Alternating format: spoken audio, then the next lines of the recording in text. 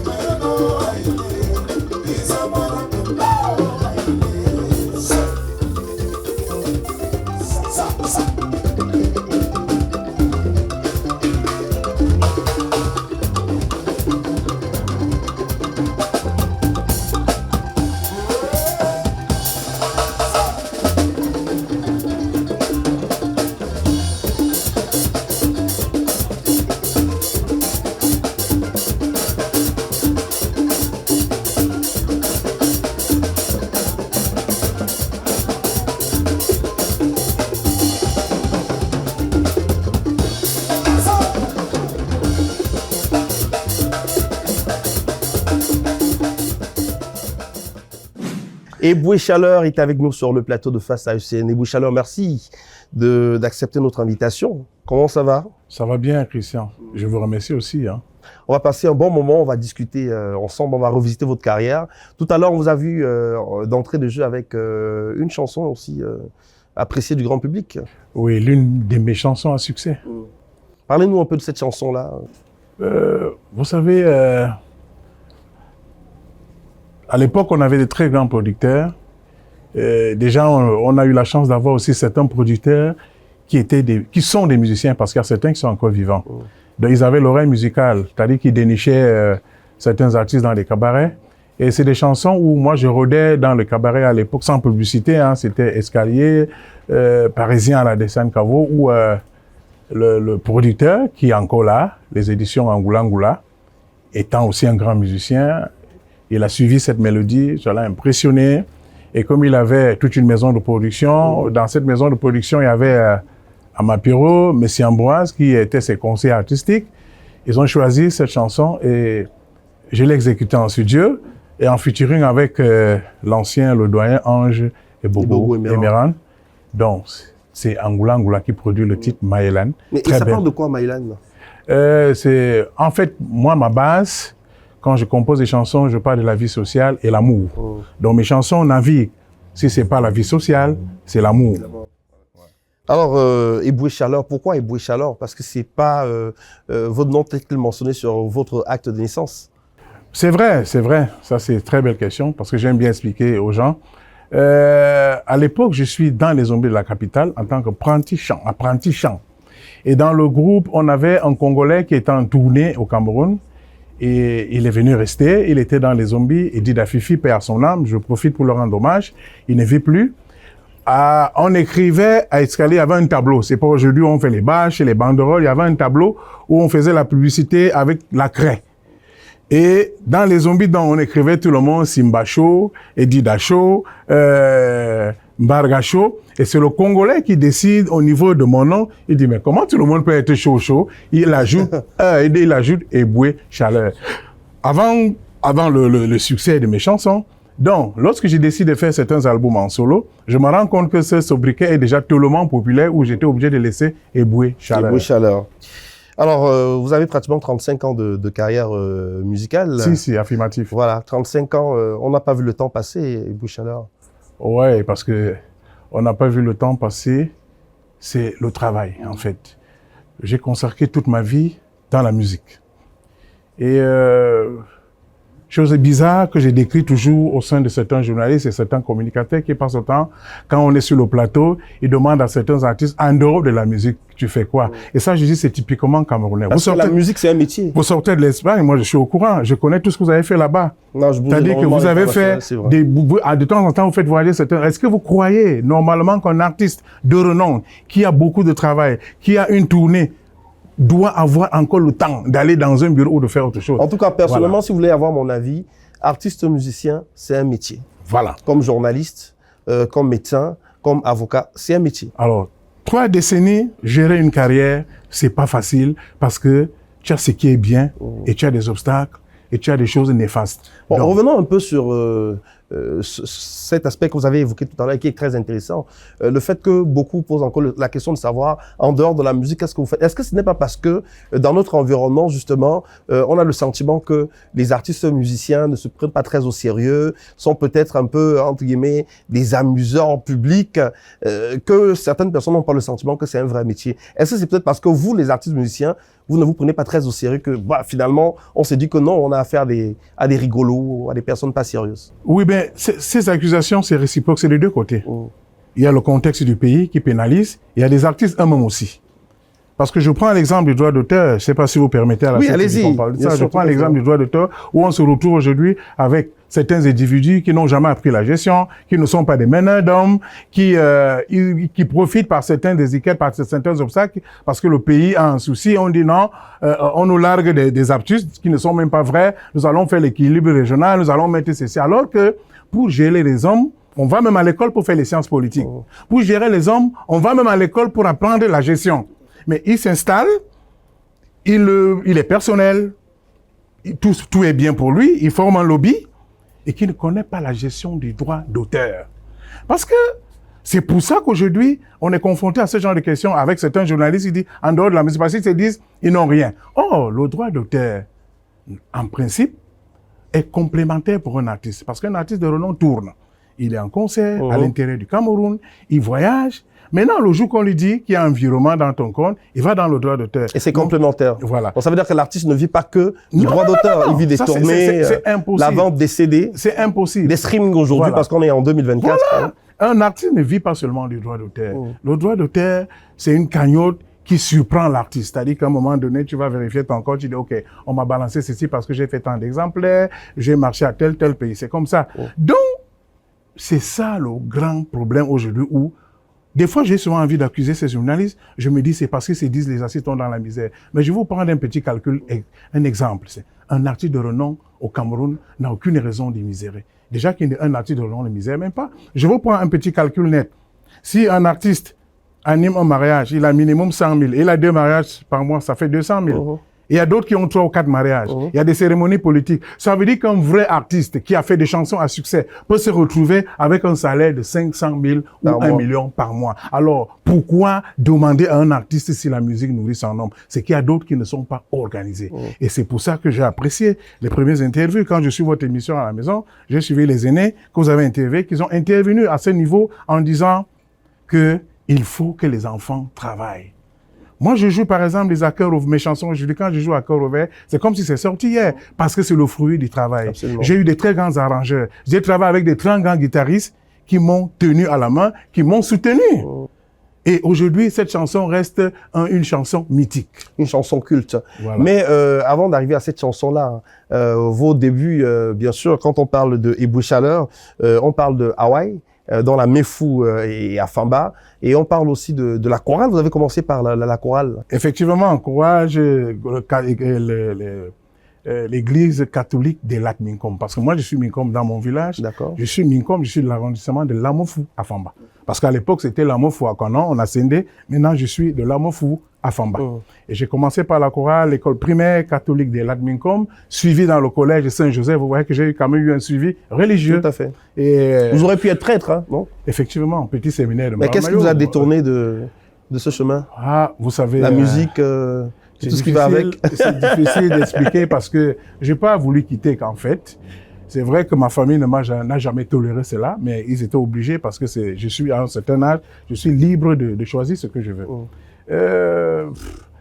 Je voulais jumeler les deux, mais je me suis retrouvé au point où j'ai commencé avec des zombies à escalier et moi, le succès m'a surpris. C'est pour ça que je suis ahuri aujourd'hui où nous avons des jeunes frères, des jeunes sœurs qui sortent des chansons pour dire « Moi, je vais sortir une chanson pour combattre tel. » Moi, j'ai pas connu ça. Je connais même pas comment on fait une maquette. Je faisais mes entraînements, je me retrouvais à escalier, j'exécute, et les gens commencent à applaudir. C'était spontané. Moi, je n'ai jamais oublié que mon chef d'orchestre, un jour, j'arrive dans un cabaret, la salle est pleine, il y a tout un rang. Je commence à rire, je suis encore petit, il me dit, mais tu dis quoi, c'est toi que tout ce monde attend. Je dis, ah bon? Je commence à rire. Donc, quand je marche dans certains endroits aujourd'hui, un artiste qui compose une chanson, il dit, non, ça là, ça va étouffer tel. Ça ne se dit pas. C'est Dieu qui donne les mélodies que nous sortons ici dans le ventre. C'est pour ça qu'on parle des œuvres. Voilà, c'est Dieu qui donne. Les œuvres divines. La preuve, c'est que des fois, on compose des chansons. Toi, tu choisis un titre phare, tu te retrouves que le public ne choisit pas ta chanson. Donc, c'est des choses que Dieu donne. Et on n'est pas dans la musique, c'est pas un chant de combat, c'est spirituel. Les œuvres de l'esprit. Alors, on parlait de la chorale tout à l'heure, la chorale catholique d'Elat Minkom. Mais comment vous partez de votre village pour arriver en Vokada, qui est un quartier mythique de Yaoundé, et atterrir dans les zombies de la capitale? Comment ça se passe?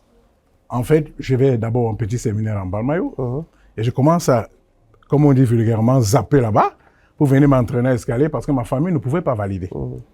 Parce que ma famille, ils savaient que le football, la musique, c'est qu'un enfant a raté, et il fallait que je le fasse en cachette.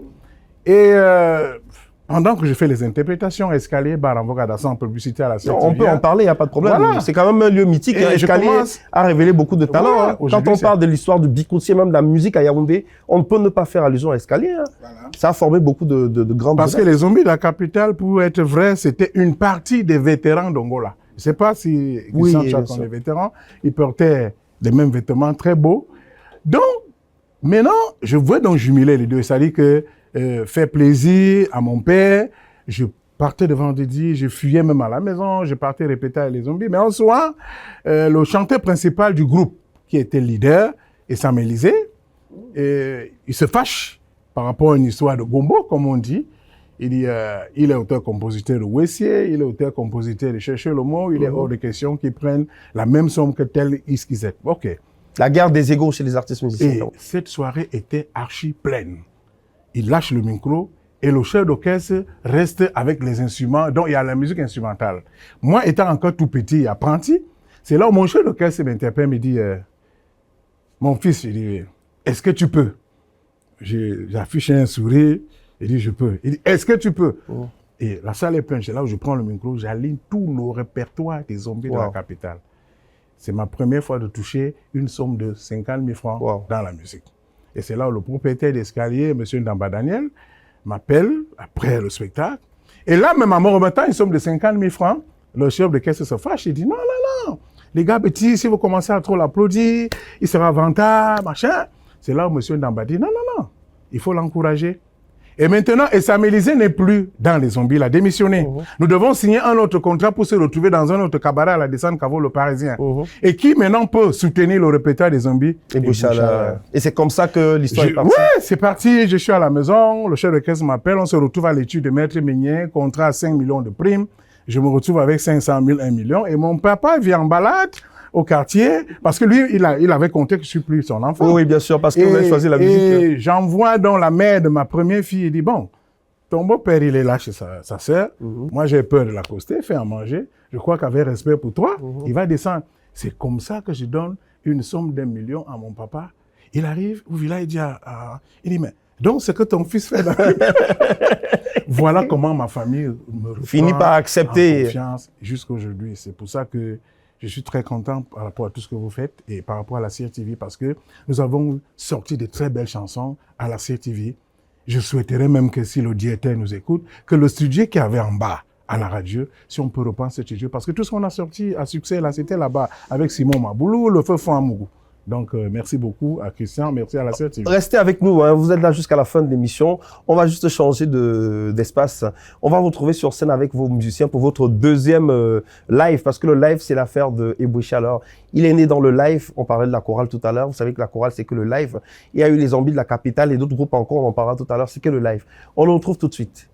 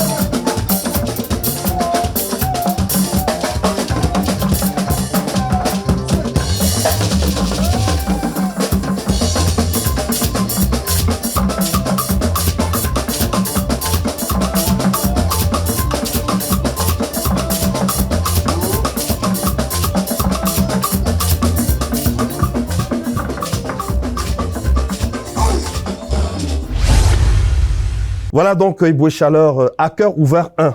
Souvenir, souvenir, ça c'est aussi une chanson. C'est vrai que... C'est au tout début là. C'est vrai qu'il faut que les gens sachent qu'il y a eu 2 à cœur ouvert. Et j'explique pourquoi le deuxième. Parce qu'en fait, c'est le deuxième qui vient avoir plus de succès. Commençons par le premier, parce que c'est le premier que vous avez proposé tout à l'heure. Le premier, je travaille cette chanson. Et comme financièrement, j'avais pas payé les droits dans mon groupe, j'ai su solliciter, cette chanson est sollicitée par 2 producteurs. Et finalement, le premier producteur ne respectait pas les clauses du contrat. Je décide de faire cette chanson. Les zombies s'opposent. Ils disent que non. Nous avons travaillé, il faut que Eboué accepte d'enregistrer ça dans une collection avec les zombies de la capitale. Que ce soit la propriété des zombies de la capitale. Oui, ça je le fais. Et lorsque je le fais, celui qui avait commencé à financer, il porte plainte. Il se retrouve dans une brigade avec une plainte. Je l'interpelle, je lui dis, mon petit frère, parce que c'était un jeune frère, je lui dis, dans mon ventre là, il y a encore des choses, calme-toi. Il discute. Pendant qu'il discute, à cœur ouvert 1, donc ça prend de l'ampleur. Alors, je vois comment il s'échauffe. J'ai dit, est-ce que tu peux supporter que je fasse une deuxième chanson? Il veut pas, il s'échauffe beaucoup. OK. C'est comme ça que je travaille maintenant la seconde chanson, dont À cœur ouvert 2, qui vient avoir plus de succès. Il reste aux abois. Et cette chanson est récupérée par le producteur Ekex.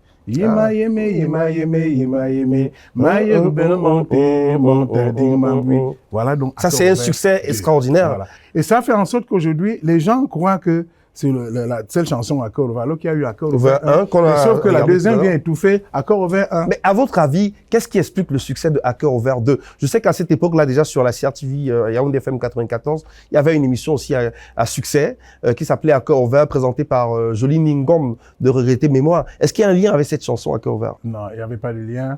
Mais sauf que, étant donné que c'était, je ne sais pas si c'est lui qui était le leader de cette émission, il a donc récupéré la chanson, il a utilisé ça chaque matin comme son générique, et à un moment, il m'invitait, on dialoguait ensemble, et c'était parti. Mais sinon, paix à son âme, il a aussi beaucoup fait. Et la CRTV vous a beaucoup accompagné c'est pour ça que je suis... au début de votre carrière, et même jusqu'à présent, la CRTV est avec vous. Non, c'est qu'aujourd'hui, c'est pour ça que vous-même, Christian, je vous ai remercié tout à l'heure avec la CRTV. Parce que quand je vois le fonctionnement aujourd'hui des communicateurs, des fois on juge nous autres un peu dur, on ne comprend pas. Parce que moi, j'ai eu des journalistes à l'époque, des bingono, c'est-à-dire qu'un communicateur, un journaliste qui avait besoin, envie de dialoguer avec toi sur le plateau. Mais aujourd'hui, quelqu'un joue une chanson dans une radio, il t'appelle, dit, j'ai pas de carburant. Moi, j'ai pas connu ça. J'ai pas connu ça. En tout cas, ça me ressemble pas et ça ressemble pas. Voilà, depuis qu'on discute l'autre jour, vous avez communiqué les artistes, mon frère, nous allons travailler. Tout à fait. C'est merveilleux. Ça nous rappelle nos premiers pas dans la musique. Donc, les gars comme le Jolene Dugan, il était fier dans l'antenne de bavarder avec moi. Et les Bingono, ils étaient fiers. Il y a même d'autres qui nous faisaient la cour. Moi, je n'ai jamais oublié que je suis à Genève pour un spectacle avec Chantal ici. Ma famille m'appelle que tu es dans un journal à Cameroun Tribune ici. Je n'ai donné ça, je ne sais pas comment on m'a filmé. Donc, quand c'était bien fait, forcément, ça a intéressé les vrais hommes de médias. Et bizarrement, il y a quand même certaines personnes qui gardent cette étiquette comme Christian Niat. Merci, c'est très gentil. Merci. En tout cas, nous, ce qui nous intéresse, c'est vraiment vous donner de la visibilité, vous donner la possibilité de raconter votre histoire, parce que il y a beaucoup de jeunes aujourd'hui qui ont investi la scène musicale et qui parfois ne sont pas au courant de ce qui est passé avant. Et pour nous, c'est vraiment un plaisir et un grand honneur de pouvoir partager ce plateau avec vous, parce que quand on parle de cette époque-là avec les zombies de la capitale, beaucoup ne savent pas à quoi ça renvoie. Vous avez fait partie des zombies de la capitale. Vous avez même été le chanteur principal des zombies de la capitale. Racontez-nous un peu la belle histoire des zombies de la capitale, comment ça s'est passé, l'ambiance dans le groupe, et Mvokada qui est resté un quartier mythique de la ville de Yaoundé. Effectivement, c'est bien qu'on parle de ça à la CRTV, parce que c'était vraiment la base. Parce que lorsqu'on parle de Mvokada, il faut que les gens sachent que même Edorado, où il y a eu Essamba en commun, le propriétaire d'Edorado, la base, c'était Mvokada. Tout partait de Mvokada. Voilà. Maintenant, le Parisien descend Cavo, Mvokada. Paquita même, Mvokada. Voilà. Donc, Cascade, Mvokada. Donc, Mvokada était vraiment la base. Les zombies de la capitale, c'est une partie des musiciens, des vétérans. Simba Daniel, qui était le chef d'orchestre, partie des vétérans. Pierrot Aeno, partie des vétérans. Moyo Ambroise, partie des vétérans. Nous avons été avec le feu Salah, mais sauf que Salah n'était pas complètement zombie. Mais ils sollicitaient travailler constamment avec les zombies. Donc, c'était une partie des vétérans. Les zombies, c'était des aînés qui étaient accueillants. Parce que tous ne vivent plus. Il y a Moyon qui n'est plus là. Il y a Eno Pierrot, le rythmeur, qui n'est plus là. Nous avons travaillé avec un très grand bassiste du Sud, un gars de Sambilimali, Bobas. Il n'est plus là. Lui partait des Black Steel. Après les Black Steel, il a été avec Ange Bogo. Après Ange Bogo, il s'est retrouvé dans les zombies. Très grand bassiste. C'est pour ça que les zombies avaient vraiment intérêt à faire des chansons à succès. Parce que c'est un groupe, on ne conjuguait pas l'individualité. C'était l'esprit de groupe. On avait une complicité artistique. Et on faisait des chansons, on accompagnait nos... la stratégie, c'était quoi? C'est-à-dire que si moi, je fais une chanson à succès cette année et que j'ai des revenus dans cette chanson, et l'année prochaine, c'est Moyo Ambroise. Donc, ça ne me met pas dans la dèche parce qu'on avait un règlement intérieur dans le groupe, on avait des statuts. Je n'ai jamais oublié qu'il y a, je crois qu'en 1994, je fais une tournée du Cameroun avec mon frère Mundi, Petit Pays, où le statut m'obligeait, le règlement intérieur m'obligeait de laisser un pourcentage de mon cachet dans les zombies. On était réglementé. Oui. Donc, pendant que je suis en tournée, mon salaire du cabaret, mon salaire des zombies, mes enfants pas tout toucher avec leur maman. Et moi, j'ai donc intérêt, même quand j'allais... Ça, c'était la belle époque. Même quand je suis allé à jouer au Zénith, mon contrat, je laisse quelque chose dans les zombies, Olympia, ainsi de suite. Bon, c'est vrai qu'Olympia, c'était après la donc, les zombies, c'était un groupe de travailleurs. C'était des anciens musiciens qui avaient déjà roulé leur boss et c'était des très grands musiciens. Et ça va durer combien de temps, l'aventure aux côtés des zombies de la capitale? Vous allez faire combien de temps dans les zombies? C'est quand même longtemps, hein, parce que j'ai effectué les déplacements, je revenais, les retrouver. J'ai effectué les déplacements, je revenais. Sauf que on avait eu un souci, c'est que quand on a commencé à perdre certains éléments clés du groupe, ça a aussi eu, il y a eu un peu de déstabilisé un peu le groupe et tout ça. La musique, c'est un problème d'esprit. Comme on a dit tout à l'heure, c'est pas facile. Vous pouvez prendre un bassiste qui ne va jamais être celui qui est parti. Tout à fait. Vous allez prendre un chanteur qui n'aura pas le même timbre vocal ou bien le même aura que l'autre. Ça a commencé un peu à déranger, et ainsi de suite. Donc, pour vous dire en grosso modo, c'était un très grand groupe. Et plein de chansons à succès, même sans être zombie, étaient accompagnés par les guitaristes des zombies. À l'exemple de Osas de Salabokono, Jibata Dracus, Ondouakono Gaston, Yonambenge, Yongayenia, les Kanijiro Anatole, tout ça était accompagné par les zombies de la capitale. Il y a des chansons, par exemple, un guitariste comme Simba a joué avec Tino Mbarga. Toujours, dans toutes les griffes, dans toutes ces chansons, tu retrouvais de temps en temps les zombies. Le grand frère lui-même aussi, dans ses albums, tu vas retrouver la griffe des zombies. C'était vraiment un groupe incontournable. Non, effectivement. Mais est-ce qu'à cette époque, il y avait d'autres groupes aussi il n'y avait pas que les zombies, est-ce qu'il y avait d'autres groupes? Oui, mais à cette époque-là, il y avait les Têtes Brûlées qui étaient là, internationales. Après les zombies, il y avait les Têtes Brûlées qui presque déjà internationales. Il y avait les Maquisards. Il y avait les Maquisards, il y avait les Super Regains de Femme Djengue. Parce que moi, je fais un album aussi avec Femme Djengue. Vous avez collaboré avec Femme Djengue. Donc, il y avait les Super Regains de Femme Djengue. Mais les Super Regains n'ont pas eu la chance d'être populaires parce que le leader, paix à son âme, c'est vrai, on parle pas mal de moi, mais il était un peu personnel. C'est-à-dire que c'était son groupe et il fallait que le groupe l'accompagne. Par contre, c'était une différence avec les maquisards, les zombies qui dispatchaient, qui donnaient la chance aux enfants de pouvoir grandir. Vous avez collaboré aussi avec Salah Bokono? Si, effectivement. Ouais, c'était une belle collaboration. Il y a Kouegeng Moïse qui nous a fait faire un album ensemble. Pedro du Cameroun? Si, effectivement. C'était des belles collaborations. Oui. On va marquer une autre pause et on va vous faire laisser faire ce que vous savez faire de mieux aussi. Pour le plaisir de nos téléspectateurs, c'est chanter avec votre groupe qui vous accompagne à l'instant. I'm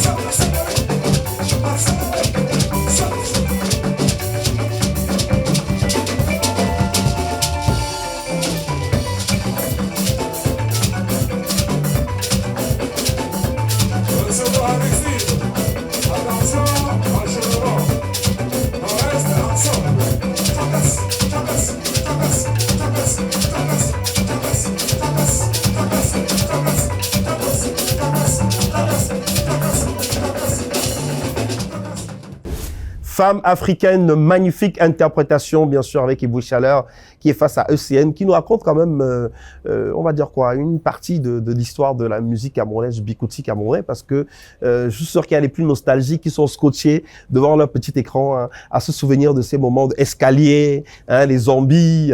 Un moment, c'est vous qui êtes parti des zombies, ou alors les zombies ont cessé de fonctionner? Oui. Les zombies de la capitale. En fait, il y a eu des déplacements, il y a eu des décès. Mmh. Chacun s'est retrouvé, c'est comme ça que le chef d'orchestre s'est retrouvé à Marseille, Simba Daniel, et le batteur qui est devenu chauffeur.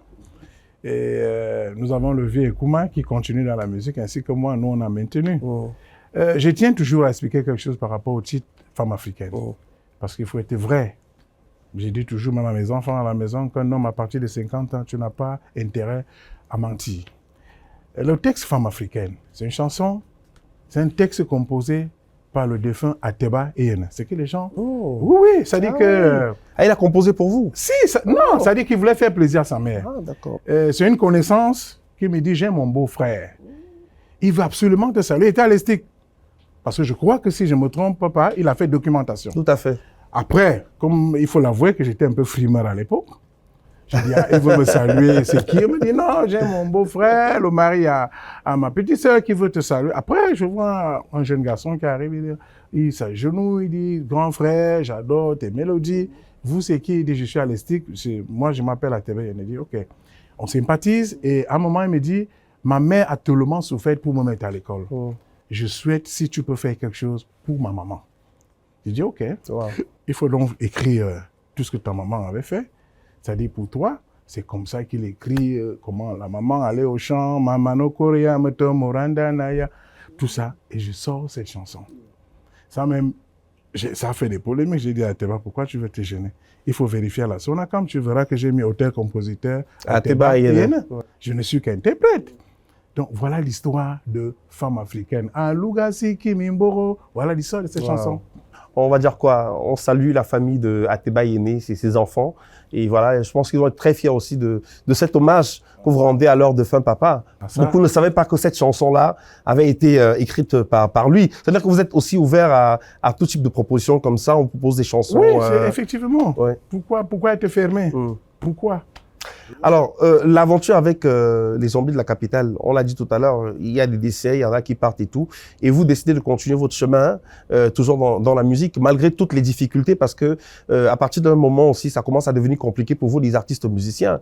Ce n'est plus l'époque où on a cette belle harmonie dans des groupes où on peut voyager, mais en sachant que l'argent va forcément passer.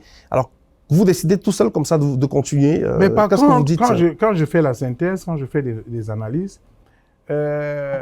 financièrement, c'est mieux quand je n'étais plus avec les zombies.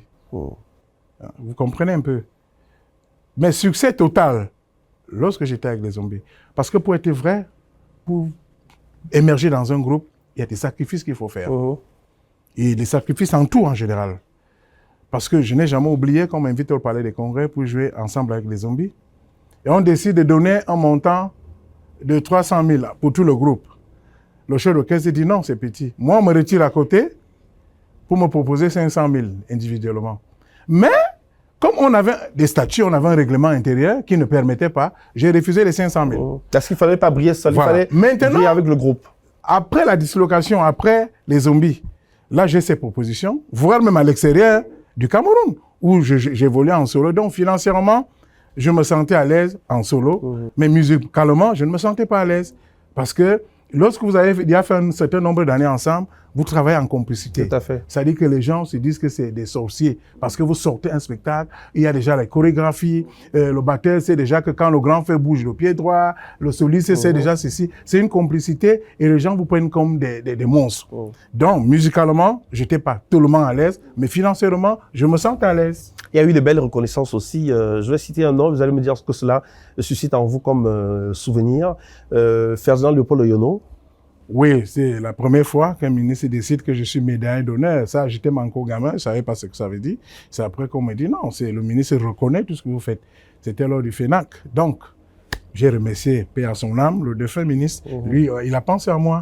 Bon, je crois que c'est ceux qui sont là. J'ai reçu des coups de fil de gauche à droite. Je crois qu'ils sont en train de vouloir aussi faire la même chose. Pour vous, c'est important cette reconnaissance de la nation. Ça vous permet de vous dire que oui, le choix finalement a été le bon choix que de rester dans la musique. Mais pour un être humain, les félicitations, tu ne fais qu'avoir le sourire. Et ça t'enlève le stress. Au moins, ça signifie qu'on reconnaît chez toi que tu es valeureux. Qu'au moins, les autorités reconnaissent que voilà un Camerounais qui a au moins sauvé les couleurs, le vert et jaune du pays. Et vous avez tourné aussi en international, on en a parlé tout à l'heure, vous avez beaucoup voyagé, vous avez été, voilà, il y a eu des spectacles, Ekan, Fambeti à Paris, il y a Coolnam International qui a organisé des spectacles à Saint-Denis. À chaque fois, vous répondiez présent pour défendre les couleurs du Cameroun et faire résonner très haut et très fort le son Bikouti, la musique camerounaise. Sinon, la première fois, j'étais tellement ému parce que on avait certains artistes qui effectuaient les déplacements. Je ne connaissais même pas l'intérieur de l'avion dans mon enfance. Je dis, mais...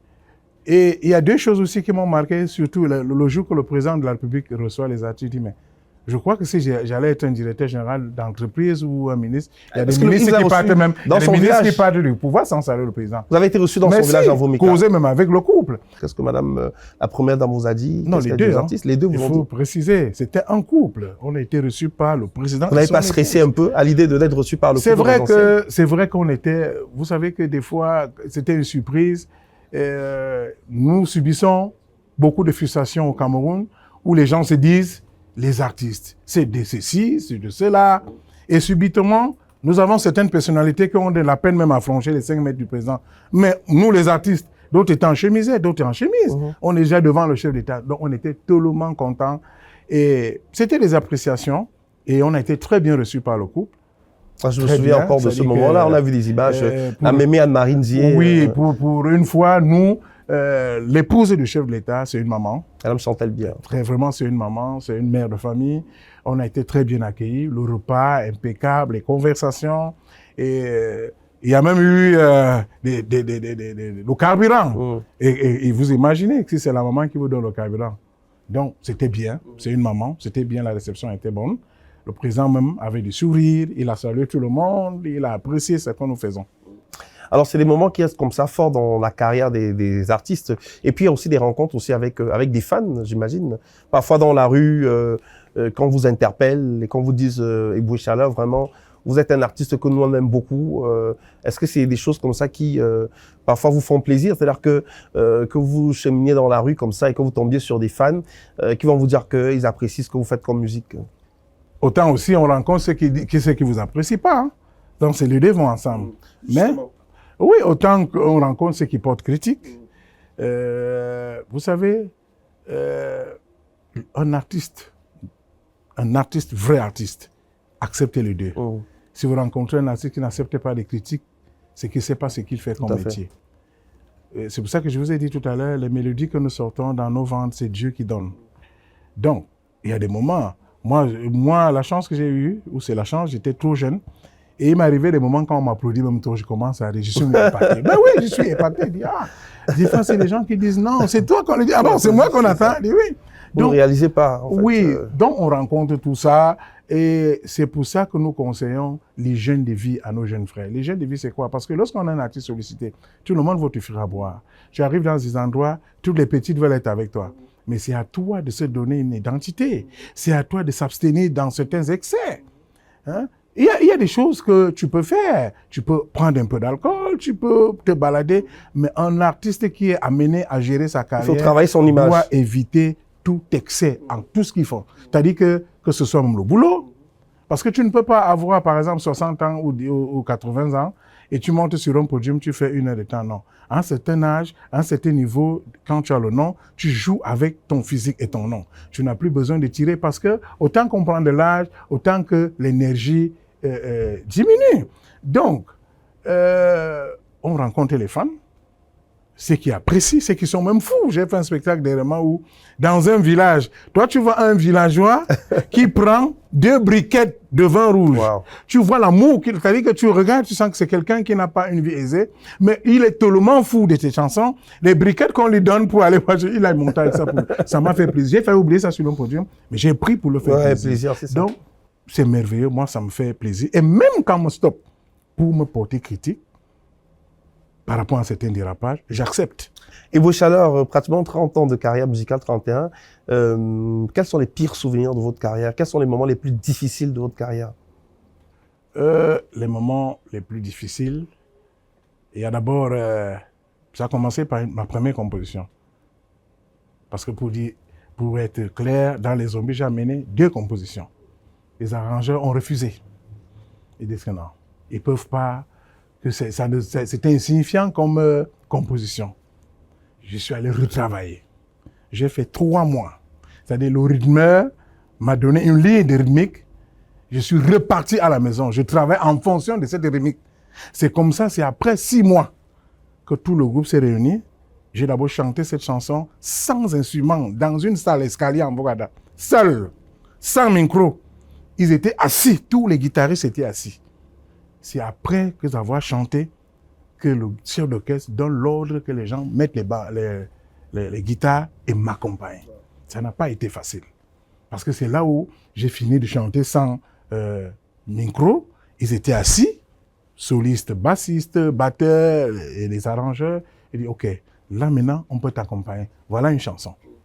C'est comme ça. Donc ça, c'est le premier moment que j'ai eu des difficultés. La deuxième chose, c'est lorsque je me retrouve en Europe pour la première fois. Et je vais pour un spectacle et ça retarde. Lorsque j'ai fait 2 ou 3 semaines, je me sentais pas à l'aise. J'ai compris que l'aventure, c'est pas mon histoire. Voilà. Et j'avais de la peine parce qu'il faut sortir, c'est stylé, tout est organisé. Bien sûr, c'est des sociétés. Je peux pas aller chez un frère n'importe comment. Tout à fait. Je trouvais ça pénible. Donc, et à ça, bon, le reste, c'est une histoire de gombo qu'on dit, on t'invite quelque part. on te manque un peu de respect. Ça, j'ai subi tout ça, mais je suis passé. Parce qu'à un moment, un artiste, c'est un spirit. Face à ECN, nous sommes en compagnie de Eboué Chaleur qui se raconte. Je sais qu'en ce moment, vous attendez tous la chanson qui l'a révélée au grand public, la chanson qui peut être considérée aujourd'hui comme la chanson culte, hein, la chanson phare de son répertoire, le grand classique À cœur ouvert 2. Mais avant cela, Eboué Chaleur, quels sont vos projets? Vous n'allez pas vous arrêter en si bon chemin. Il y a des projets, des chantiers sur lesquels vous travaillez sur le plan musical? Si, j'ai fait un remix de tous mes anciennes chansons. Mais il n'y a pas beaucoup de clips, hein? Oui. Il faut faire des clips aussi, hein? Ouais. Mais bon, vous savez, aujourd'hui, là, nous sommes confrontés à une situation où les vrais producteurs, les mélomanes qui avaient un peu de sous, ils sont plus là. Ceux qui viennent produire maintenant, ils hésitent. Par rapport aux revenus, ils comprennent pas que le nombre de vues, ils peuvent aussi aller en France, inscrire leurs artistes à la SACEM. Parce que les gens se limitent seulement, les producteurs se limitent à la SONACA, mais ils oublient que la SACEM est internationale. Donc, je suis là, je vais travailler, je continue à travailler. Est-ce qu'à un moment, vous ne vous êtes pas dit, je passe à une étape supérieure, je deviens, comme c'est le cas pour beaucoup de jeunes, hein, parce que la nouvelle génération aujourd'hui, ces jeunes sont très futés, c'est-à-dire qu'ils sont artistes musiciens, mais ils sont aussi des entrepreneurs artistiques et culturels. Vous allez voir un jeune qui chante, qui joue d'un instrument, mais qui a aussi monté sa propre structure, et c'est cette structure qui l'accompagne dans son déploiement musical. Est-ce qu'à un moment, vous ne vous dites pas que, avec ces plus de 30 ans de carrière musicale, il est peut-être temps pour vous aussi de passer à une autre étape, d'avoir une structure qui va pouvoir vous accompagner d'abord vous-même, et peut-être révéler d'autres talents et accompagner des talents? Si, ça, j'ai ce projet. Mais je tiens aussi à vous dire, Christian, vous avez un très bon circuit de faire jouer les artistes à l'international. Il faut le faire.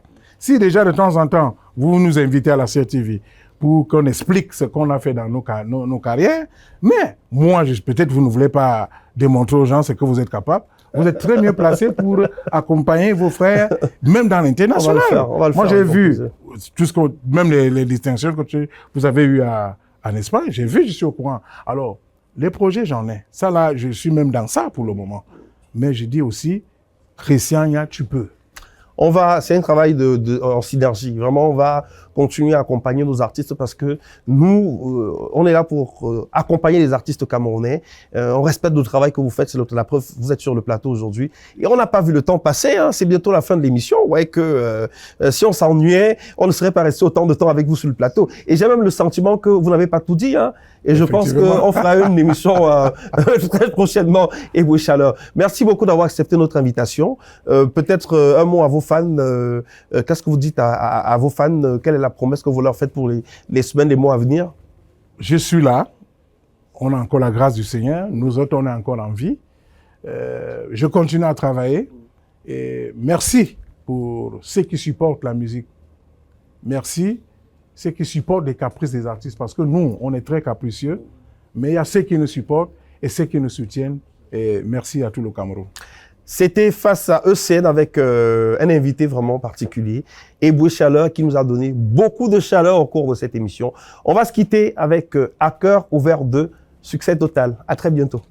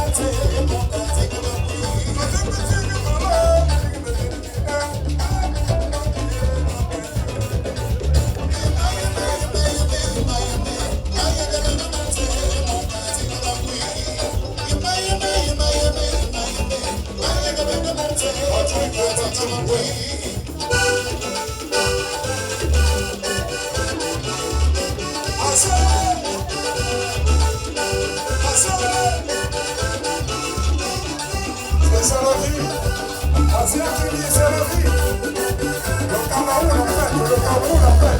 Il s'engage, regarde.